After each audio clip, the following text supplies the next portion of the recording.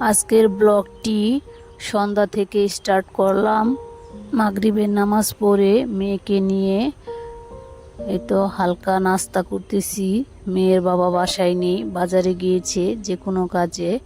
আমি আর মেয়ে মিলে চা আর বিস্কিট খাচ্ছি, তারপরে অন্য অন্য কাজগুলো সেরে নিব। আসসালামু আলাইকুম, হ্যালো এভরিওয়ান, ওয়েলকাম করছি আমার নতুন একটি ব্লগ ভিডিও দেখার জন্য।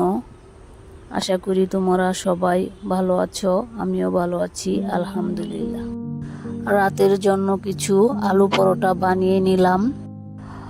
পরোটা বানিয়ে রান্নাঘরটা সুন্দর করে গুছিয়ে নিচ্ছি, কারণ রান্নাঘরটা গুছিয়ে নিলে দেখা যায় সকালবেলা উঠে যখন দেখি যে রান্নাঘরটা একদম ক্লিন পরিষ্কার, তখন এত ভালো লাগে যে বলে বোঝাতে পারবো না।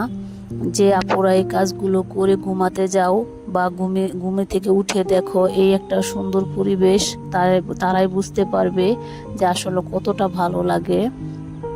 এর জন্য আমি সবসময় চেষ্টা করি রাতের কাজগুলো সম্পূর্ণ রান্নাঘরের কাজগুলো আর কি করে রাখতে, যাতে সুন্দর একটা ফ্রেশ সকাল পাই।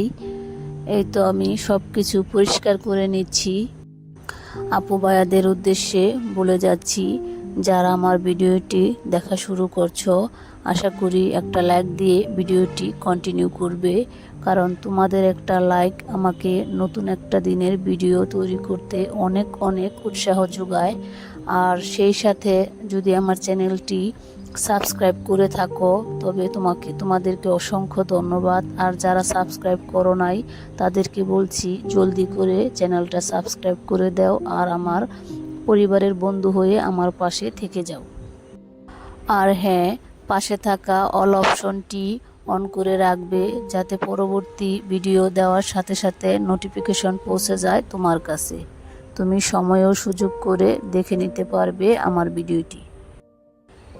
একজন গৃহিণীর রান্নাঘরেই থাকতে হয় অধিক সময় ধরে, আর সেই রান্নাঘরটা যদি সুন্দর না হয়, পরিষ্কার না হয়, ক্লিন না থাকে, তাহলে সেইখানে কিভাবে থাকা যায় আমার মাথায় এটা খেলে না। আমি পারবো না, কারণ আমার নোংরামি একদমই পছন্দ হয় না। যেহেতু রান্না করব, এখানে খাবার দাবার তৈরি হবে, আমার স্বামীর বা আমার বাচ্চাদের স্বাস্থ্যের গ্যারান্টি এখানে। আর ওই ঘরটায় যদি সুন্দর না থাকে তাহলে আমার কাছে মনে হয় যে কোনো কাজই হয়তো সুন্দর হবে না।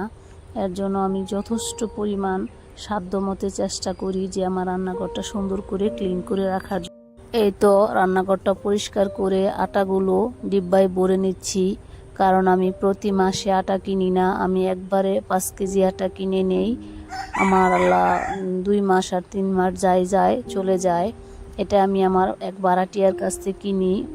ওনার হাজব্যান্ড পুলিশে চাকরি করে, ওইখান থেকে উনি রেশন পায়, আর উনি ওইটা অনেক কম দামে আমাদের কাছে বিক্রি করে দেয়। আর আমিও সব সময় বেশি করে কিনে নেই। আল্লাহ যে কয়দিন যাক, আমার কিছু টাকা সাশ্রয় হয়, এটা আমার জন্য অনেক কিছু। কারণ আমরা মধ্যবিত্ত, আমরা যখন অভাবে পারি না কারো কাছে কিছু চাইতে, বা পারি না ঘরেও বসে থাকতে, কি যে একটা অবস্থা হয়।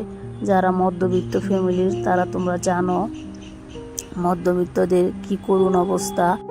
তোমাদের সাথে গল্প করতে করতে আমারও সময় শেষ হয়ে গেছে। আল্লাহ হাফেজ।